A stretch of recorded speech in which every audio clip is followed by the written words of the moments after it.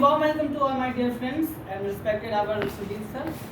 Thank you for giving opportunities for the presentation. Myself Chris Raj from BBA AQ Batch 2. So today's topic is the function of the management. So I will be discuss on brief, not on detail. So first is planning. Planning is what? Planning is a mental activity. कोई भी काम करने से पहले हम लोग planning करते हैं, ठीक है। मन में हम लोग पहले उसको सोच लेते हैं कि हमको ऐसे ऐसे ये काम करना है। तो how to do, when to do, how should do it, who will do it, ये काम कैसे होगा, कब होगा, क्यों होगा, किसके द्वारा किया जाएगा, ये प्लानिंग में हम लोग सोचते हैं। और ये एक ब्रिज, एक गैप ब्रिज बनाता है, where we are and where want to go. हम लोग अभी कहाँ हैं और कहाँ जाना चाहते हैं, उस बीच में एक गैप ब्रिज क्रिएट करता है। And second is organizing. Organizing means कि इसमें हम लोग कोई भी रिसोर्स, इक्विपमेंट, ये सबको हम लोग ऑर्गेनाइज करते हैं, अपना एक सेटिंग सेट करते हैं अपना स्टैंडर्ड्स को, उसके फिर डिफरेंट डिपार्टमेंट्स में उसको डिवाइड करते हैं और बहुत सारी चीज़ें हैं इसमें। And third is staffing.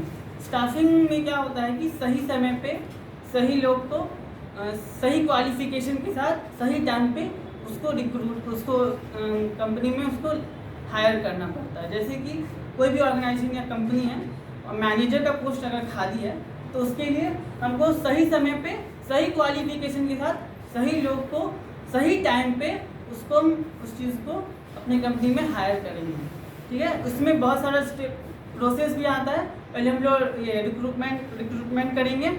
इसमें क्या करते हैं कि हम लोग एप्लीकेशन फॉर्म को जारी करते हैं और इसमें बहुत सारे जो एप्लीकेंट्स होते हैं वो फॉर्म को भरते हैं। और उसके सेकेंड प्रोसेस आता है सिलेक्शन। सिलेक्शन में हम लोग बहुत सारा डिफरेंट टेस्ट लेते हैं, रिटन टेस्ट लेते हैं, इंटरव्यू लेते हैं और कुछ सेलेक्टेड एम्प्लॉय, कुछ सेलेक्टेड लोगों को सेलेक्ट करते हैं अपने कंपनी में। Third is orientation. ओरिएंटेशन में क्या होता है, जो भी पुराने एम्प्लॉयज़ हैं जो पहले से काम कर रहे होते हैं, न्यू एम्प्लॉय के साथ इंटरेक्शन कराया जाता है, उनसे मीटिंग कराया जाता है और वो जो पुराने जो एम्प्लॉय हैं वो नए एम्प्लॉय को बहुत कुछ उसके बारे में बताते हैं। ये ओरिएंटेशन में होता है। And the last is training and development. जो नए एम्प्लॉय आते हैं ऑर्गेनाइजेशन या कंपनी में, उनको ट्रेनिंग देते हैं, उनको स्किल्स प्रोवाइड कराते हैं।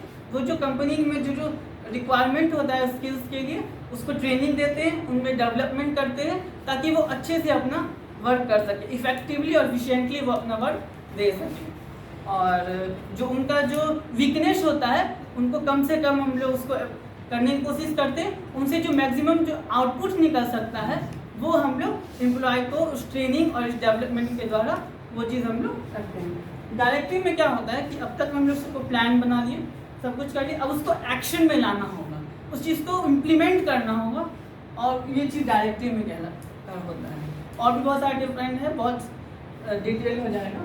कंट्रोलिंग में क्या होता है कि जो भी हम लोग सेटिंग स्टैंडर्ड्स जो सेलेक्ट करते हैं, जो भी परफॉर्मेंस हम लोग जो सोच के रखे हैं, एक्चुअल में जो चीज़ हुआ होता है वो चीज़ के बीच में हम लोग उसको डिफरेंस बिटवीन देखते हैं कि हम लोग जो सेट किए हैं वो चीज़ एक्चुअल में उतना पहुँच पाया है कि नहीं पहुँच पाया है।